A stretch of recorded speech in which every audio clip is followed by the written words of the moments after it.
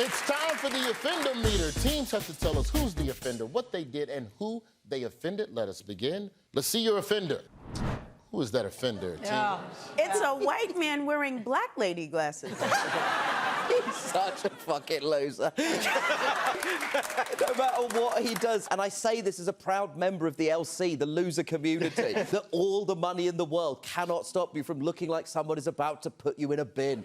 But those glasses, like, do something, right? Well, they record something? Yeah, they 'Cause do. What They're the fuck? meta glasses, yeah. Knowing that bloke, it definitely makes whoever you're talking to immediately naked. There's no way that he has not got that technology going in those All right, glasses. well, let's see. Who did Mark Zuckerberg offend? He offended a jury and lost a big case in California. Well, to start, Mark Zuckerberg offended kids.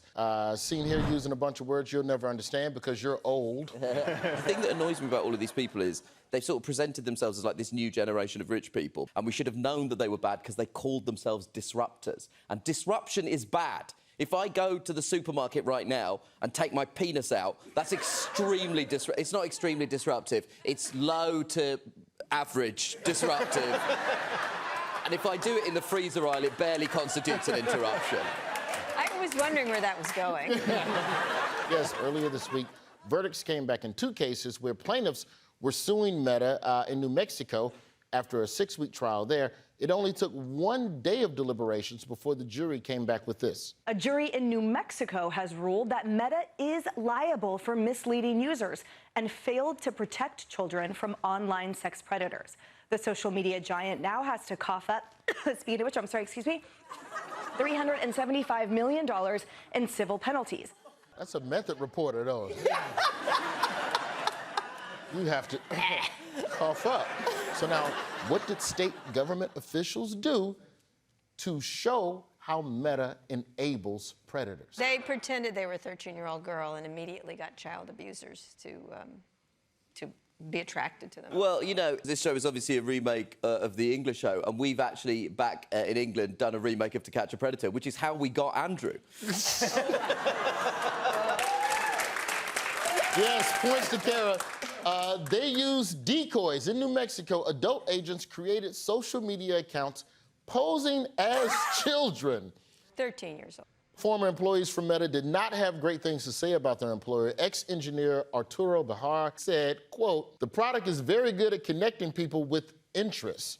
And if your interest is little girls, it will be really good at connecting you with little girls." So wait, Trump's on Facebook? Allegedly. The trial in New Mexico was the first body blow to Meta. Another one came from California. To better explain the California case, here's CNN's Casey Hunt. Big tech's big tobacco moment? It may have just arrived. A jury in California found YouTube and Meta liable on all counts in a social media case that accused the tech giants of intentionally addicting a young woman and causing harm to her mental health. The verdict ordered Meta and Google to pay the young woman a combined $6 million in damages. That's a parking ticket for Mark Zuckerberg. The kind of infinite scroll technology, it kind of comes from slot machines and stuff. It's deliberately addictive to children. Yeah. Meta also got some other bad news this week.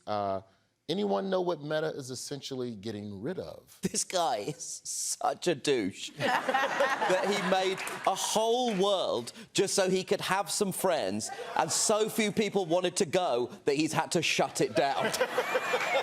He's unpopular in a reality he created. This man is our Martin Luther King. Martin Loser King. This is the way Zuckerberg introduced Meta. Imagine, you put on your glasses or headset and you're instantly in your home space. Hey, are you coming? Yeah, just gotta find something to wear. You know, to be fair, at the time, we all thought it was douchey. So it's just not, no one thought it would work, except for him. It's amazing. It's like, imagine a world in which you text someone, want to go for a beer, and they reply yes. Crazy, I know. How does our government expect it to regulate algorithms and things that they don't completely understand? Get rid of Citizens United because these companies are allowed Or hollow it out. Can you regulate social media in a Yes. way that it's not addictive? Can you regulate planes, trains, automobiles? This deli on the corner has more regulations than Facebook or Meta. And so that kind of begs the Yeah, but question the deli of why. on the corner serves egg salad. That's true. Let's see your offender. Oh, Who's this offender, panel? he's the president of the Mile High Club, I think. Is that right? Yeah. It's Corey Lewandowski. Yes, yes. Kristi Noem's alleged friend. Yeah, that's government advisor Corey Special Lewandowski. Yes, government advisor and special friend. Yeah. He has 2 titles. Go back to that picture. You look like a drunk T-ball coach. Get it together, you little bitches. Corey Lewandowski offended the CEO of the Geo Group. Oh, right. Also, the only guy who apparently bids on weird paintings at auctions. Yeah. The prison guy. Yeah, George Zoli. Yes, yes, indeed. How did Corey Lewandowski offend Mr. Zoli? This guy runs the prisons, and Corey Lewandowski asked him essentially for a bribe. That's what he's alleging. And he's like, I only give bribes directly to President Trump.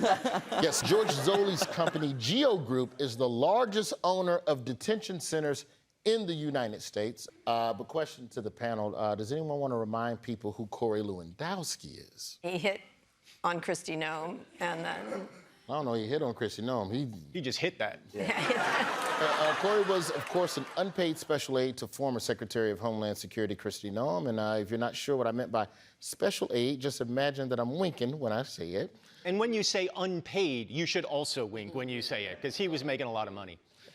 Recently, an NBC News investigation revealed that Geo and several other companies complained that Lewandowski allegedly stood to personally profit from the DHS contracting process. Because all the contracts had to go through her. Anything above $100,000 had to go to her. Yeah, in other words, old Corey was allegedly asking government contractors for bribes. Lewandowski told the founder of Geo Group that he wanted to, quote, be paid in exchange for protecting and growing Geo Group's DHS contracts. Protecting and growing is doing a lot of work there.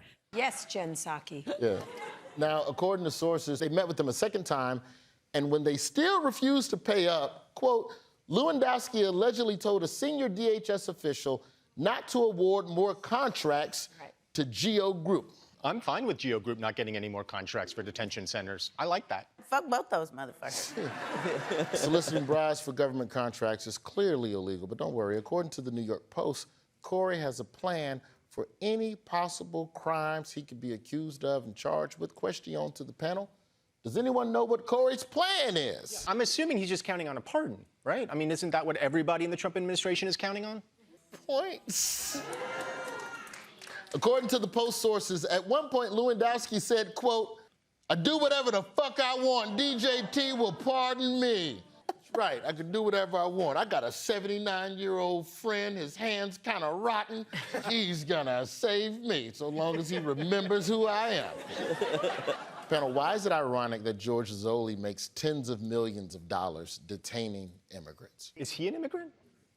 That would be the irony. Is he married to an immigrant? Because it really feels like a lot of these people really hate their wives. That's not fair. They hate all women.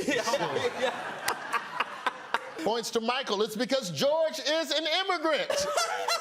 He was born in Greece and entered the U.S. through Ellis Island when he was 3 years old. Oh. Yes, this man came as an immigrant and now is shutting the door and locking up all the immigrants. It'd be like if Fievel locked up Ratatouille. Like if Ratatouille came over here and Fievel was like, I don't know you, bitch. You cooking, bitch. Technically, Ratatouille could come as a skilled worker because he's a very, very good chef. This is just Stuart Little erasure, and I won't have it. I won't have it. Because Corey was basically an unpaid intern, the federal rules state that he can only work for the department for less than 130 days. So question, how did Corey sidestep that rule? He snuck in, but he came in behind her, so to speak. Yeah. Kara, come on. Well, he did. This show has definitely got way more butt stuff than the UK. CNN insists on it, by the way. According to sources, Lewandowski was sidestepping it by, quote, arriving or departing the building alongside Miss Noem so he didn't have to use his badge. Right. And when people took notes on meetings he was in, they didn't use his name. If you don't use my name, there's no record of me being here. It doesn't count against my 130-day max. That was Offender Meter. We'll be right back.